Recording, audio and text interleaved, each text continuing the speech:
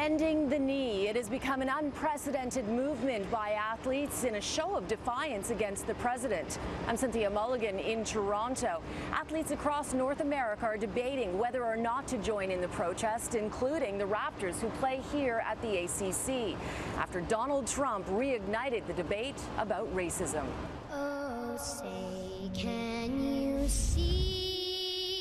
Athlete after athlete openly defied Donald Trump on the weekend, bending a knee, locking arms, even staying in their change rooms during the national anthem. And to see both teams with locked arms. After the president criticized players who bent down in protest against racial inequality in the U.S. Wouldn't you love to see one of these NFL owners, when somebody disrespects our flag, to say, get that son of a bitch off the field right now, out, he's fired. He's fired! In Toronto today, Raptors president Masai Ujiri was blunt with his response. Nobody's getting fired here. Raptors players showed solidarity with the protest last year after NFL quarterback Colin Kaepernick started it. Today, Raptors coach Dwayne Casey also weighed in. It's unfortunate that, that people can even question whether athletes should have First Amendment rights. And coming from our president, it's hurtful. You have a right to go out there and entertain us, but you don't have a right to have a voice or to be able to speak up about something. And that hurts me. Trump today showed no signs of backing down, tweeting, "The issue of kneeling has nothing to do with race. It is about respect for our country, flag, and national anthem. NFL must respect this." And 2 hours later, he tweeted #Stand for our anthem.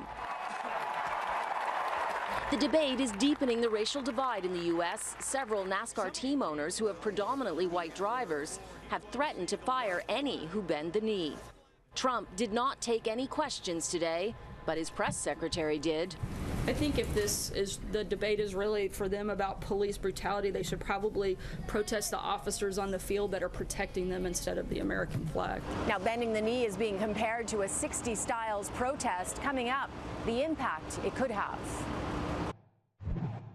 Bending the knee. It has turned into a massive act of defiance against the president by some of North America's top athletes. Now, the president tweeted today that it's not about race, but a conversation now with U of T's Ronaldo Walcott, who strongly disagrees. Of course it has everything to do with race. Colin Kaepernick took a knee because he wanted to bring attention to ongoing systemic racist violence in the U.S., and in particular to the forms of police violence and brutality that we witness on our television screens way too often.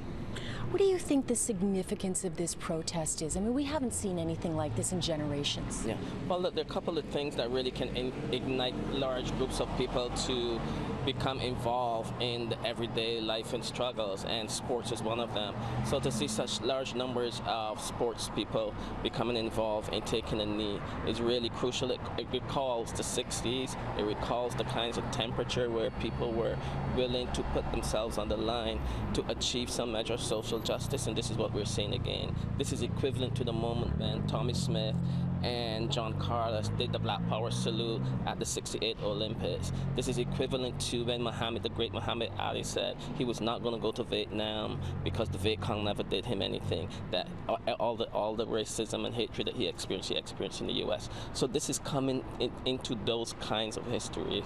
I hope the impact that it ultimately has is that it regenerates larger numbers of American citizens to become involved in what is clearly a contemporary movement for human rights happening in the U.S. right now. Now, I know the Raptors have been very much behind it, and they were speaking today supporting the movement. Do you think that it's going to take hold further here in Canada? Well, I mean, in Canada we have our own racial problems. We have our own forms of racial protest that are similar to those in the U.S. and not similar. Only a few days ago, the UN Committee on Racial Discrimination has called on Canada to institute a set of measures that would stem anti-black racism in this country. So we should not pretend that we are outside of the orbit of the ways in which global racism works. Ronaldo Walcott says he hopes more athletes will get involved in the Bend the Knee protest and realize that sports can help shape society. Cynthia Mulligan, City News.